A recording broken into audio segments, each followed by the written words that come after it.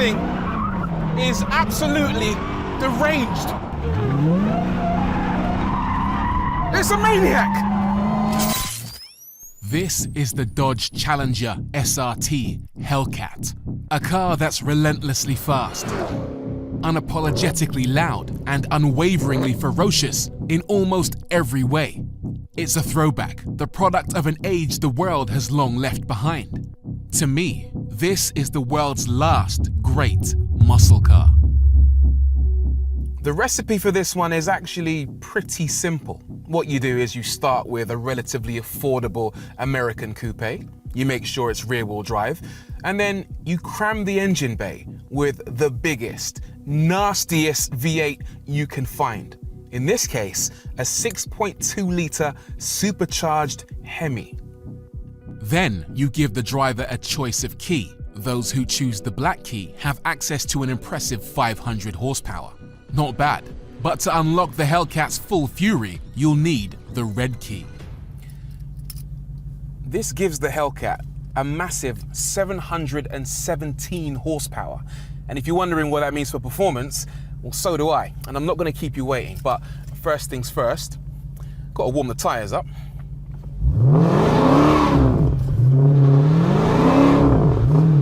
That, by the way, is with the traction control on. But this car also has line lock.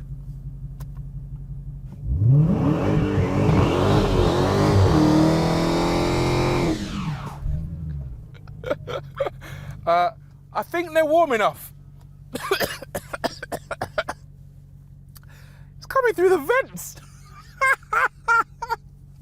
I can't actually see the track, and I don't think you can see me either. So I'm just gonna wait. I'm just gonna wait. All right. Launch control. Window up. Smoke out.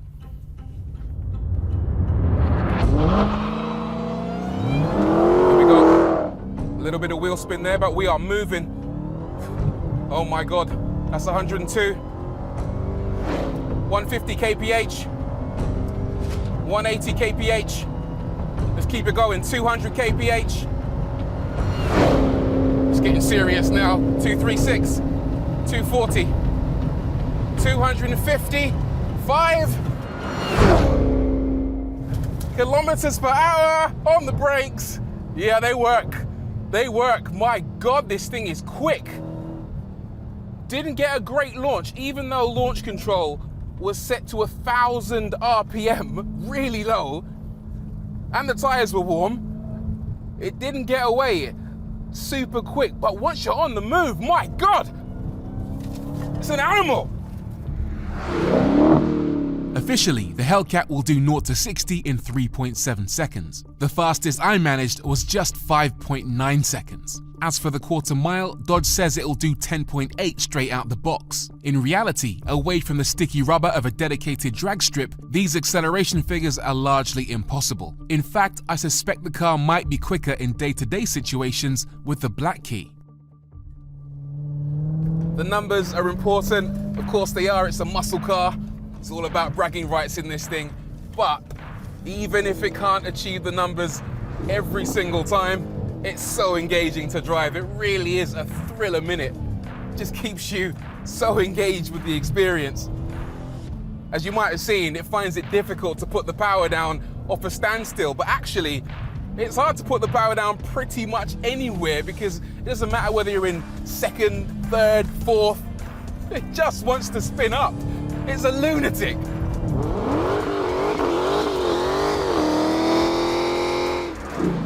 How is this car road legal? You lose concentration for a second and you are toast.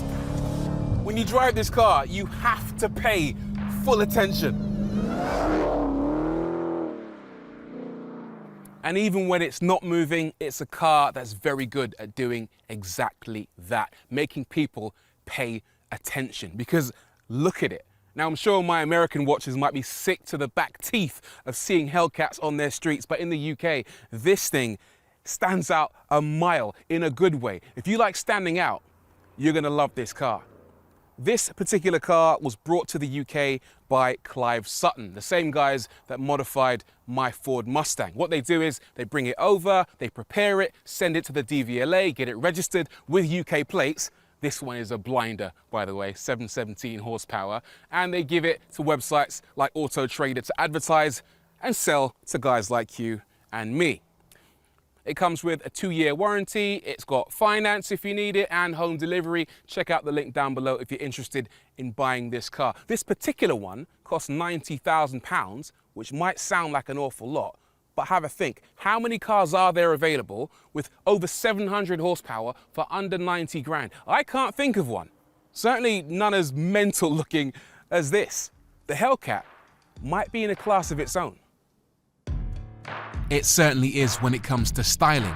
The Hellcat is based on the standard Challenger, which is iconic in its design. Its blocky, aggressive shape is synonymous with the term muscle car. This particular vehicle has the optional $6,000 wide-body pack for those bulging wheel arches. It has a 3D Hellcat badge and unique alloys known as the Devil's Rim, wrapped in 305/35 ZR20 all-season Pirelli P0 tyres all round. The signature belt line, which stays flat until a dramatic kick upwards towards the rear, is a highlight. The fuel cap is prominently placed as an item you'll likely to become very familiar with, and at the rear, it's all rectangles, from the spoiler to the lights to the exhaust tips.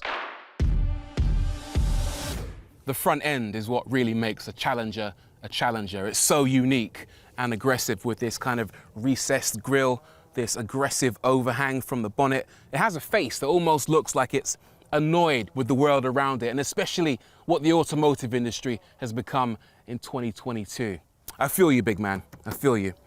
Now these eyes, these piercing eyes, actually they're literally pierced, because if you look closely, not only are they circular DRLs, but they're also hollowed out. The one on that side is a dummy, but this one actually feeds air directly into the air filter. On the bonnet, you've got these twin snorkel intakes, which also feed air into the air filter. On the previous generation car, it came with a single intake, but here you've got 2 intakes, which is what accounts for the difference in performance between the 2 generations. On the original car, you had 707, and on this one, you have 717.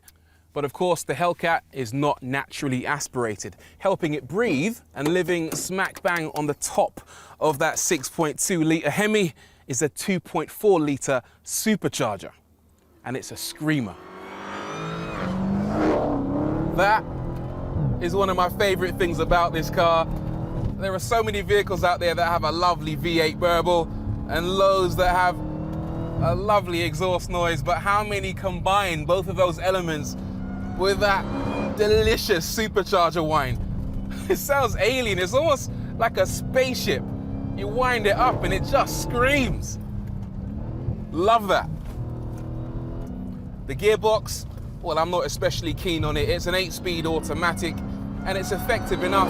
You can take matters into your own hands by pulling these little half paddles behind the steering wheel. The paddles themselves, no, not a huge fan really. Ergonomically, I'm not enjoying using them, but the box itself is perfectly effective. It's actually really quick going up and down the box.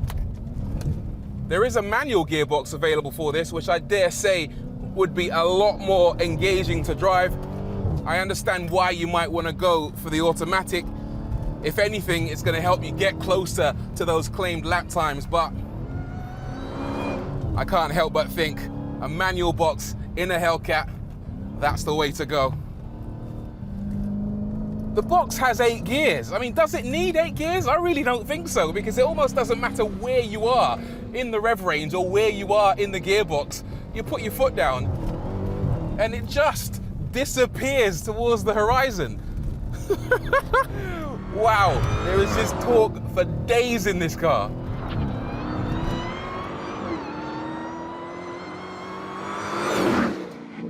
The performance of the Hellcat is of course affected by its weight. It's very heavy, well over 2 tons, but apply that immense torque and the weight melts away, at least in a straight line. The size, the weight, and the inertia really make themselves known in the middle of a corner. You can really feel that it's a big old lump, the Hellcat, but actually you got huge, huge tires, 305 section, Pirelli P0 all seasons, and actually the grip is very impressive. when you're in auto mode, there's a lot of body roll, and the ride, when you're at low speed, is actually pretty decent. But when you go around the corners, you really want it in track mode, because that's when the car firms up that suspension and just allows you to stay flatter through the bends. And actually, as long as you're sensible with your throttle application through a corner, it acquits itself reasonably well. You just have to be very careful putting your foot down out of a bend. If you're not careful, well, you can expect a lot of this.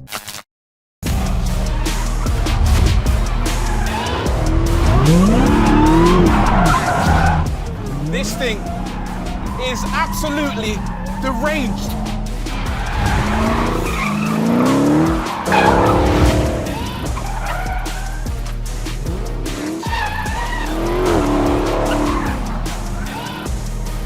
It's a maniac! The Hellcat loves to go sideways, but the good news is that the car is very stable, even at absurd angles, which is just as well, because it's basically impossible, even with the traction control switched on, not to go sideways in this car. When you're done melting the tires and heating the engine, the Hellcat has another great trick up its sleeve. It will actually divert cool air from the aircon away from the cabin to the engine to keep things at an appropriate temperature so you can keep the fun going, as long as the fuel lasts, of course. Ultimately, the Hellcat is not the most sophisticated car in terms of handling. It would get left for dead by rivals like the Mustang Shelby GT500 or European foes like the M5 Competition or Mercedes E63. But I don't think that matters, because this car isn't trying to beat any of those cars at their game. It's unapologetically true to itself. A lot of these cars that we consider to be muscle cars, I'm not sure that's really an appropriate label anymore, because they've become so sophisticated. If anything, they're closer to being sports cars. I mean, disregard the body shape and you could make an argument that they're actually supercars. The Hellcat is different.